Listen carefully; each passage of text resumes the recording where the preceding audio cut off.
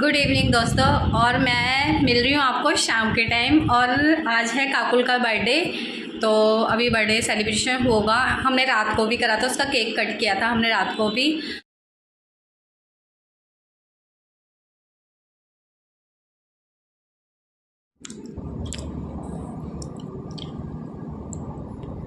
और क्या कहते हैं, आज गए थे हम सरोजनी नगर। मैंने बताया भी था कल की वीडियो में कि उसने फ़ोन नहीं लिया, उसने कैंसिल करा दिया अपना फ़ोन। भी कह रही थी इवन बस रिचार्ज ही करना, उसमें नेट मत डलवाना जिससे मैं नेट यूज़ ना करूं।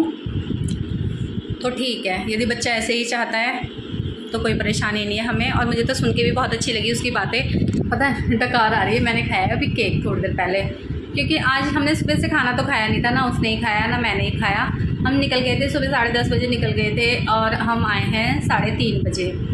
तो देखो मैं इतना घूमती फिरती नहीं हूँ, मुझे हो जाती है थकान, तो मैं तो लेट गई थी। फिर उसने चाय बनाई है और वो 16 ईयर्स की हो चुकी है, अब 17 ईयर में लग जाएगी। वो बहुत खुश है। वो आज कपड़े लेके आई क्योंकि उसको कपड़ों को ज़्यादा शौक है और मैंने उसे दिल खोल के ही करवाई है शॉपिंग। आज उसे जो लेना था, जितना लेना था उसने ले लिया। देखो शॉपिंग तो कभी पूरी किसी की होती ही नहीं है। मैंने फिर कहा है, मैंने कहा फिर तो अभी इन्हें यूज़ कर ले, उसके बाद मैं फिर तेरे को करा दूँगी शॉपिंग। अच्छी लगी सरोजनी नगर की मार्केट, मैंने वैसे कभी करी नहीं है। जाने का रूट काफ़ी लंबा था यहाँ से, मतलब क्या बताऊँ आपको, कम से कम हमें लग गया होगा 1.5 घंटा जाने में। जाकर जो मतलब मेरी हालत ख़राब हुई है ना कि मैं ही जानती हूँ। लेकिन बस उसके लिए ना मैंने अपने मुंह पे शिकन भी नहीं आने दी थोड़ी सी भी। हालांकि मैं परेशान हो रही थी वहाँ बहुत ज़्यादा, क्योंकि ना मुझे परफ्यूम बिल्कुल भी सूट नहीं करती। और वहाँ ना अधिकतर मैंने देखा मतलब बहुत ज़्यादा वाली परफ्यूम ना, इतनी अपर लेवल वाली परफ्यूम होती है ना, वो लगा रखी थी।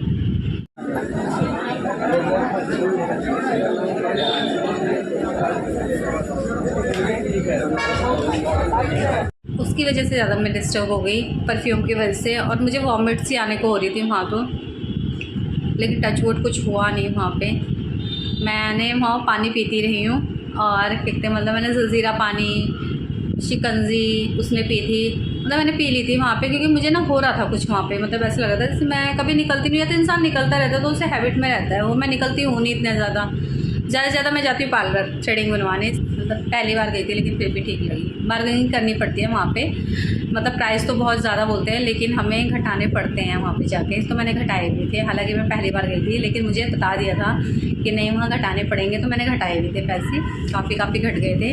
अब किसी दिन मैं सिर्फ अपने लिए जाऊँगी वहाँ पे जाऊँगी, लेकिन मुझे इतने ज़्यादा चाहिए भी नहीं होते हैं। मतलब मेरे तो ऐसे हैं सूट, पता नहीं मैं 4 दिन पहनती हूँ, मेरे तो फट जाते हैं वैसे सूट। मैं कहाँ तक जाऊँगी सरोजनी नगर।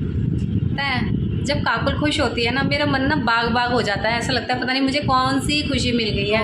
कोई बात नहीं, लेकिन ठीक है। देखो काकुल को यदि कोई समझाता है तो उसकी भलाई के लिए ही समझा रहे हैं। यदि घर में हैं इतने सारे जने हैं उसे समझाने वाले, उनमें से कोई समझा भी रहा है उसे, क्या पड़ी थी उनको समझाने की, इसको कोई ज़रूरत नहीं पड़ी थी। और उन्हें ना खुश होना तो कह देते कि ले ले जो भी साइड लेनी है। उन्हें क्या मतलब कि भाई ना ले, मेरे भाई की लड़की कौन सी मेरी अपनी है।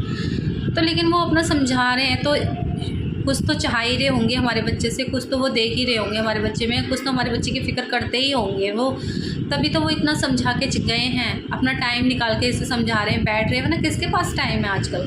तो मैं यही समझाती काकू कि कोई बात नहीं बेटा, ऐसे चाचा चाची ऐसी फैमिली बहुत नसीबों से मिलती है जो तुम्हें समझा रही है, जो तुम्हें अच्छी गाइडेंस दे रही है। कभी नहीं किसी ने, हमारे पापा ने भी नहीं हमें समझाया कि तुम्हें, कभी नहीं पूछा उन्होंने कि तुम्हें आगे चल के क्या करना है, कैसे बनना है। वो तो कभी हमारे पास, मतलब मुझे लग रहा है सिर्फ कमाने के अलावा कभी हमारे पास बैठते भी नहीं थे कभी। जैसे काकुल के पापा हैं, काकुल को बड़े प्यार से समझाते हैं, उसके पास बैठते हैं, मतलब बहुत अच्छे से पूछते हैं उससे। मुझे बड़ा अच्छा लगता है ऐसे देख के। हकीकत बता दूँ, हमें बहुत जाने में डर लगता था मेरे पापा सामने, मतलब ऐसा लगता था जैसे मतलब आते थे जब घर में, ऐसा लगता था कि नहीं वो इधर बैठे हैं तो हम उधर बैठ जाएं। लेकिन अब जो फैमिली हो गई हैं अब बहुत अच्छी हो गई हैं। अब देखो अब बेटी बाप से खुल के बात कर सकती है आराम से, और मुझे बहुत अच्छा लगता है। ये तो मुझे बहुत अच्छा लगता है। चाचा हैं आराम से कह रहे हैं आजा बैठना है यहाँ पे, कितना अच्छा लगता है ऐसे। पहले तो हमारे चाचा आए तो हम कमरे में घुस गए, हमारे पापा आए तो हम कमरे में घुस गए। तो कभी नहीं किसी ने पूछा कि तुम करना क्या चाहते हो अपनी लाइफ में। लेकिन सच बताऊँ, यदि कभी पूछते ना तो हम भी बताते।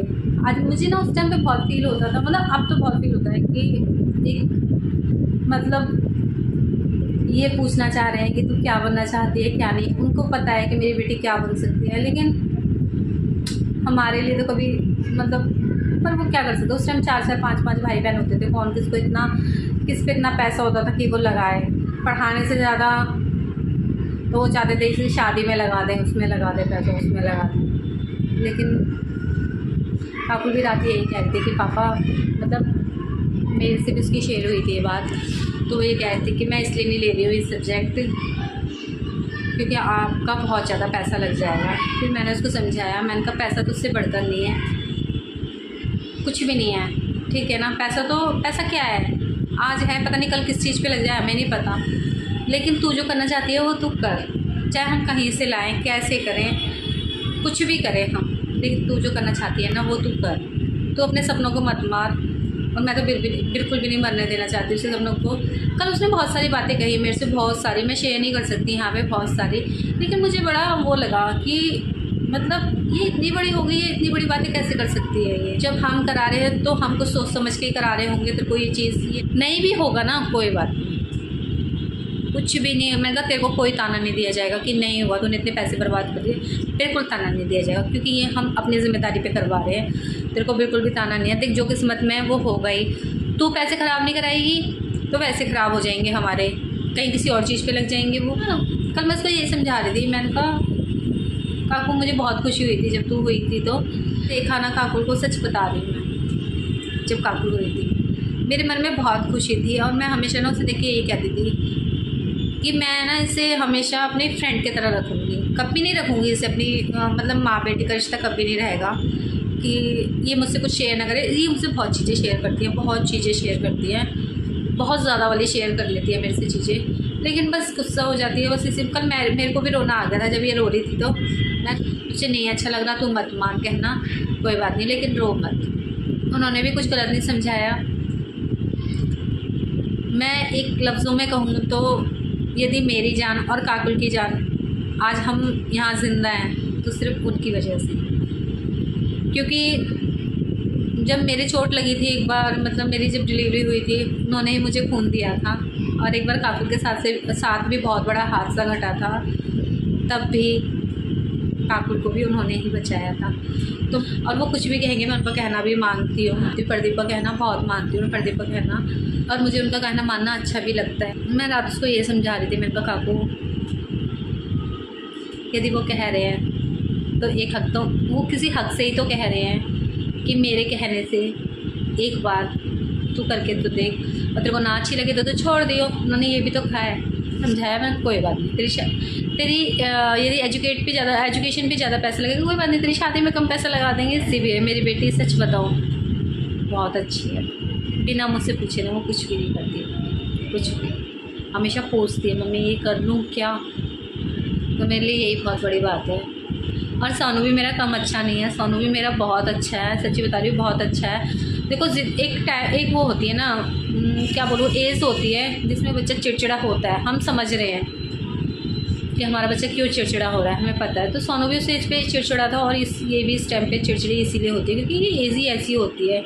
इस टाइम बच्चा चिड़चिड़ा होता है, इस टाइम बच्चे को किसी की बात अच्छी नहीं लगती, सिर्फ अपनी ही अच्छी लगती है। देखो काकू मेरा कहना ज़्यादा मानती है तो वो पापा का ज़्यादा कहना मानता है, उसके पापा जैसे कहते हैं वो वैसे मान जाता है, और काकू दोनों का ही कहना मान लेती है। लेकिन मुझे ना ज़्यादा वो नहीं रहती कि सोनू मेरा नहीं मानता, कोई बात नहीं, किसी एक का तो मानता है वो कहना, तो बस बहुत है इतना। घर को ना अकेला छोड़ना अच्छा भी नहीं लगता, क्योंकि घर को अकेले छोड़ो ना, आजकल ना चोरी चकारी बहुत ज़्यादा हो रही है। सोनू के लिए आई थी ना टी-शर्ट, उसको भी पसंद आई, उसकी एक चीज़ और लेके आई थी, मैं एक रिंग लेके आई थी उसकी, तो बड़ा खुश हो रहा था वो। उसको मेरी तरह है, छोटी सी चीज़ मिल जाए बहुत खुश हो जाता है वो, तो बहुत ज़्यादा देख के बस मम्मी हाँ ठीक है बहुत अच्छा है, और टी शर्ट देख के भी खुश हो गया, हाँ मम्मी बहुत अच्छी है ऐसा है मेरा बच्चा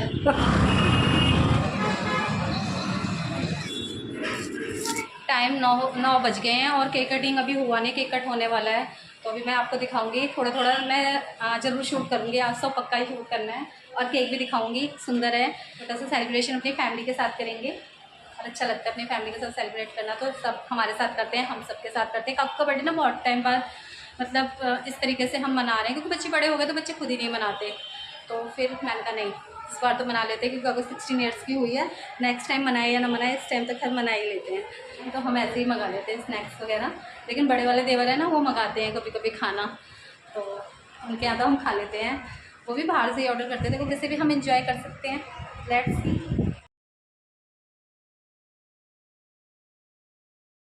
हाय बोलो, चल पुष्पा। हाय, मैं काकू की चल। Hi guys. मैं तो तू बोल। हाय पुष्पा तू बोल। हेलो। अब मैं बता देती हूँ, सबसे बड़ी, उनसे छोटी, उनसे छोटी, उनसे छोटी और सबसे छोटी। हाय गाइस, मैं सबसे छोटी चाटी हूँ।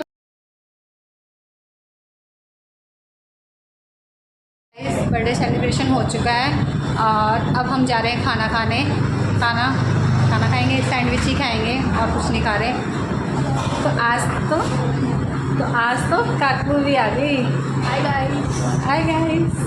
सब वीडियो का एंड कर लेते हैं। यदि वीडियो ज़रा सी पसंद आई हो तो लाइक कीजिए, शेयर कीजिए एंड चैनल पे नए हैं तो सब्सक्राइब कीजिए और प्यार करें, कमेंट कीजिए। Bye bye.